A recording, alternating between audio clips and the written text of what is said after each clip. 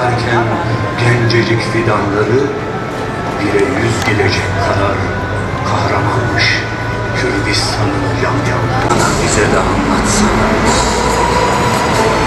nasıl da hazır şehit olmaya, koşuyor Hüseyin'im helallik almaya.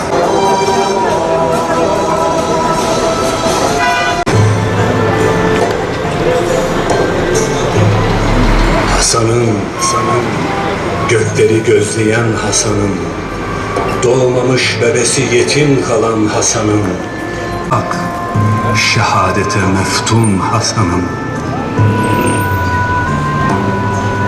Şehitler gülümsüyor Ahmet semalarında.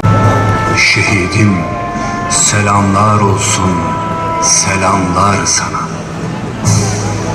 Elbet bir gün kıyan olur yiğidim, sana kıyanlara da, sen koşanlara selam olsun.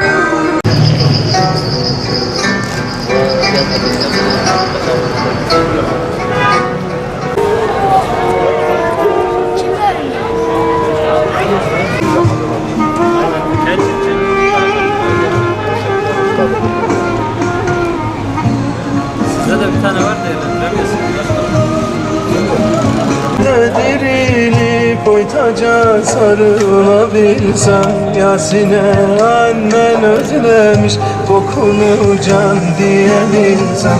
Yarın mahşerde dirilip koytaca sarılabilsem, Yasin'e annen özlemiş kokunu can diyebilsem. Hasan'la Hüseyin'e cennette buluşabilsem.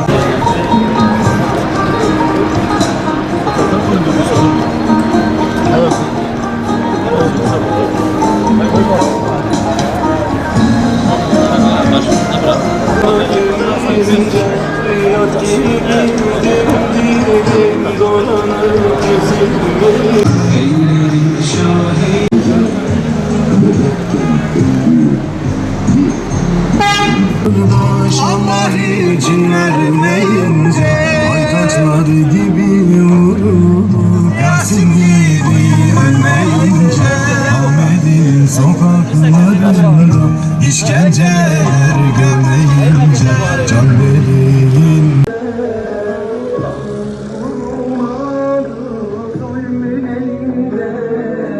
Öyle bir mahşer ki Ahmet'inde seni yazdım ey ana kurbanım, barış seni yazdım ey ana kurbanım. 17'sinde kalalım. İşkenceler görünce,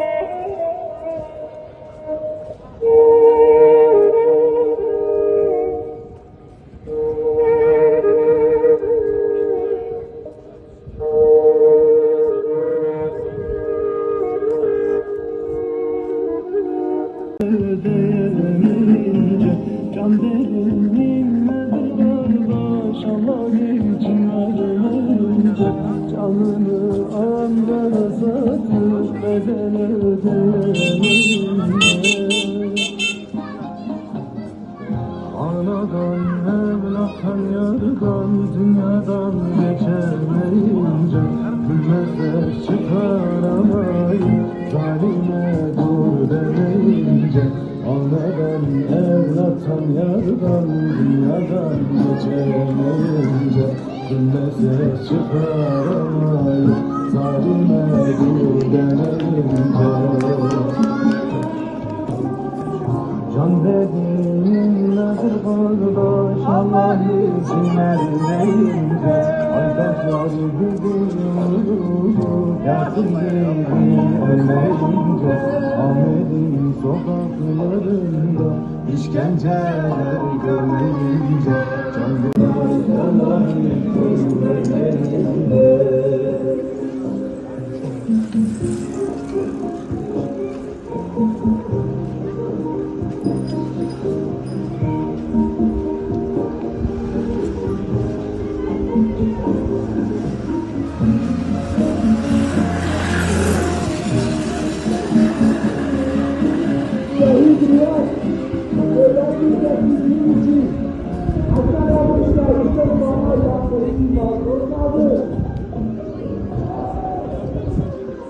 Aslında 6-8 Ekim olayları artık bir sembol haline gelmiş. Her yıl dönümünde bu tür sergileri açan başta Hüdapar Gençlik Kolları'na teşekkür ediyoruz. Allah-u Teala hayırlarına kabul etsin. Bu tür hadiseler toplumun hafızasında yenilenmesi gereken olaylardır. Allah-u Teala bu tür hadiseleri, toplumumuzu bu tür olaylarla bir daha karşılaştırmasın. Zira bu olaylar özellikle 6-8 Ekim olaylarının sembolü Yasin Börü ve arkadaşları olmuştur. Bu Orta Doğu coğrafyasında her olayın bir sembolü vardır. Bugünlerde konuştuğumuz Filistin'in ana sembollerinden bir tanesi Şeyh Ahmet Yasin ve çöp konteyneri arkasında saklanılan çocuğuyla birlikte ateş altında kalan bir resim bütün Filistin davasını anlatıyor. Belki Halepçe katliamını kimyasal silahlar anlatıyor. Belki Suriye'den ve başka yerlerden denizden göç eden insanlar aylan bebek sembolüyle anlaşılıyor. 6-8 Ekim olaylarının sembolü ve o vahşeti resmeden ana aktör Yasin Börü ve arkadaşları. Yasin Börü sadece Diyarbakır'ı anlatmıyor. Yasin Börü sadece Mardin'i anlatmıyor. Yasin Börü sadece bu bölgeyi anlatmıyor. Yasin Börü sadece Türkiye'yi de anlatmıyor. Yasin Börü bütün bu coğrafyada yapılan zulümlerin mücessem halini anlatıyor. Fakat Yasin Börü'yü katledenler, onun arkadaşlarını şehit edenler şunu iyi bilsinler ki Yasin Börü hiçbir zaman onların peşini bırakmayacak. Ve o günden sonra Yasin Börü'yü katledenler ve buna zemin hazırlayanlar Allahu Teala onların iki yakalarını bir araya getirmemiştir. Ve boşuna çırpınmasınlar. Onlar çırpındıkça batacaklar. Yasin Börü'yü ve arkadaşlarını katledenler o günden bugüne kadar hiçbir zaman huzur bulmamış ve bulmayacaklardır. Bu vesileyle bu programları düzenleyen, bu sergiyi açan ve emeği geçen tüm kardeşlerimize, özelde Hüdapar Gençlik Kolları'na teşekkürlerimi sunuyorum. Evet, 2014 6-8 Ekim olaylarında hayatını kaybeden ve kurban eti dağıtırken vahşice katledilen Şehit Yasin Börü ve arkadaşlarını anma ve anlama etkinliği olarak Mardin'in çeşitli ilçelerinde resim sergisi açtık. Dün Nusaybin ve Artuklu'da resim sergimiz vardı. Bugün de Midyat ve Kızıltepe'de resim sergilerimiz devam etmektedir.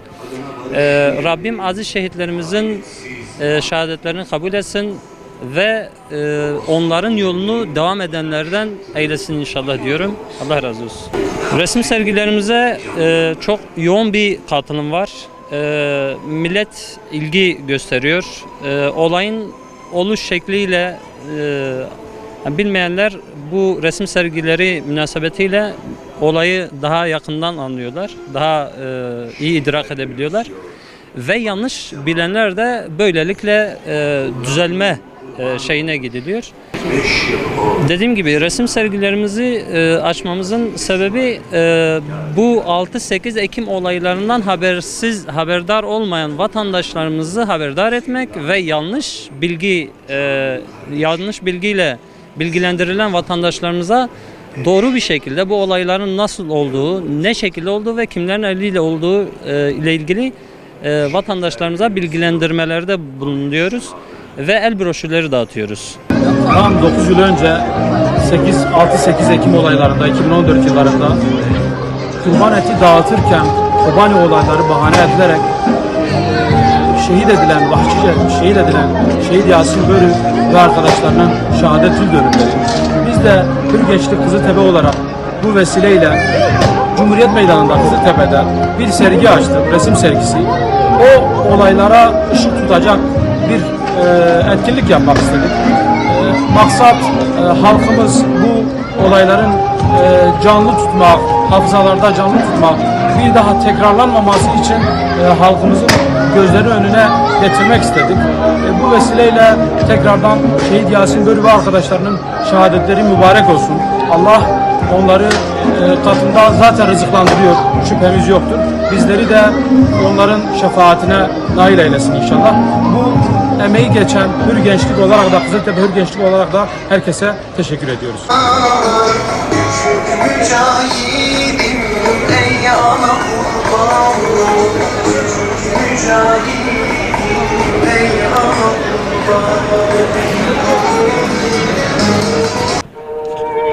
بریان ها 3 سالی 31 سالی شهید مجی چه من خرابر پن